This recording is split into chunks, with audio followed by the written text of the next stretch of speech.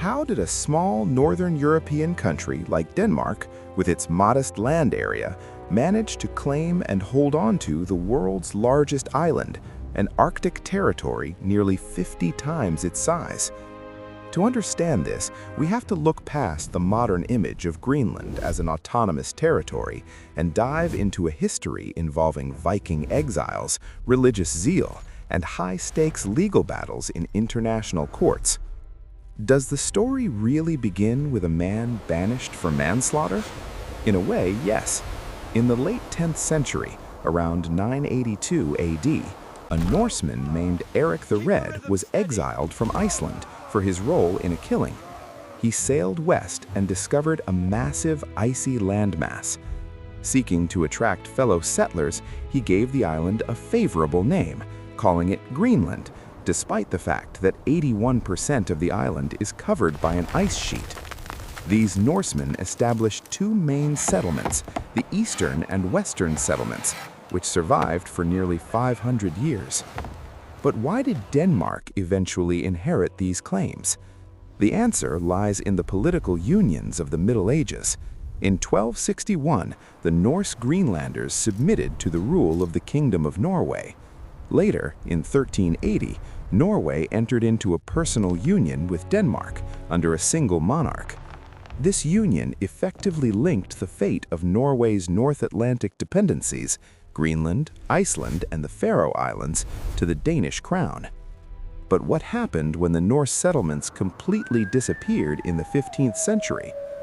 Between the early 1400s and 1500, the Scandinavian presence on the island vanished, likely due to a cooling climate known as the Little Ice Age and conflicts with the arriving Thule people, the ancestors of today's Inuit.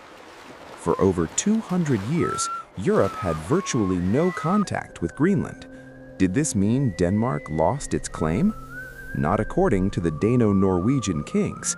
Even though no Norsemen remained, the government in Copenhagen never relinquished the sovereignty it had inherited. Was the 1721 arrival of a missionary the true start of modern colonization? Many historians point to Hans Egede, a Norwegian priest, as the figure who revitalized Denmark's grip on the island. He was driven by a religious quest. He wanted to find the descendants of the Norse settlers to see if they had survived the Reformation and remained Catholic. Instead of Vikings, he found the Inuit. Egede established a mission near present-day Nuuk, and with the backing of the Danish-Norwegian crown, initiated a process of Christianization and trade. This mercantile and clerical expedition was part of a broader Dano-Norwegian effort to colonize the Americas. Gradually, Denmark-Norway established a trade monopoly, closing Greenland to merchants from other nations. How did a treaty regarding the Napoleonic Wars end up deciding the fate of an Arctic island? In 1814, the long-standing union between Denmark and Norway was dissolved by the Treaty of Kiel. Norway was forced to join a union with Sweden, but a crucial detail was inserted into the treaty. Greenland, Iceland, and the Faroe Islands were explicitly excluded from the transfer to Sweden and remained under the Danish crown. Some historians believe the Danish negotiator tricked his counterparts by claiming these colonies had always been purely Danish possessions. Regardless of the tactics used, this moment solidified Denmark's sole control over the territory. But why did Norway try to seize parts of Greenland again in the 20th century? In the 1920s and 30s, a dispute flared up over the uninhabited eastern coast of the island. Norway claimed that because this area was not permanently settled by Danes, it was terra nullius, land belonging to no one, and proceeded to occupy it as Eric the Red's land in 1931. This led to a landmark case at the Permanent Court of International Justice in 1933. Why did Denmark win this legal battle? The court ruled that Denmark had displayed continuous and peaceful sovereignty over the territory for a long period of time. The Island Declaration of 1919 also played a role. A Norwegian foreign minister had previously told his Danish counterpart that Norway would not create difficulties regarding Denmark's claim to all of Greenland. This legal victory effectively ended foreign challenges to Danish sovereignty for decades. Did the Second World War change the dynamic between Denmark and its colony?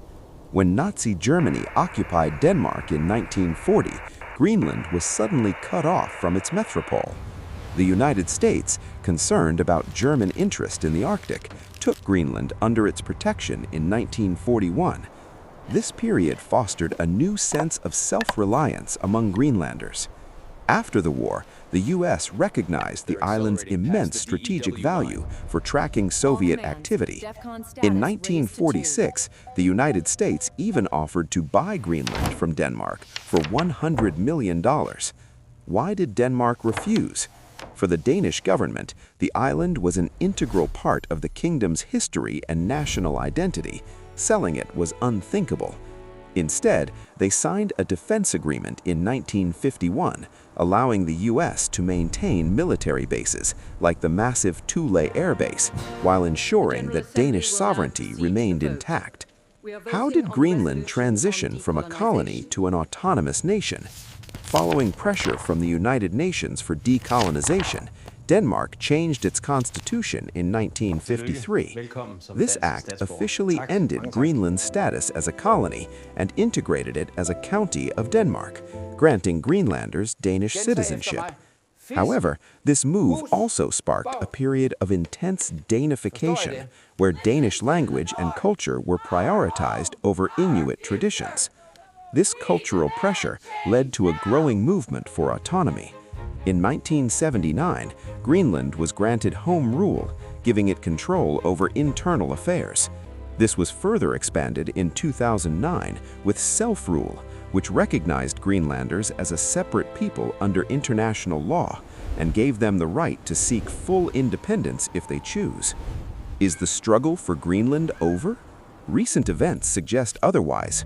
Between 2025 and 2026, a diplomatic crisis erupted when the United States administration under Donald Trump renewed threats to annex the island for national security reasons.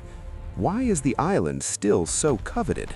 With the melting of Arctic ice due to global warming, Greenland's strategic position between North America and Eurasia has become more critical than ever. Furthermore, the island is rich in minerals and rare earth metals that are vital for modern technology. Despite these pressures, the Greenlandic government has remained firm, stating they are open for business, not for sale. So how did Denmark keep Greenland? It was a combination of inheriting medieval Norse claims, the religious persistence of men like Hans Egede, tactical diplomacy during the Napoleonic Wars, and a definitive victory in the world's highest court.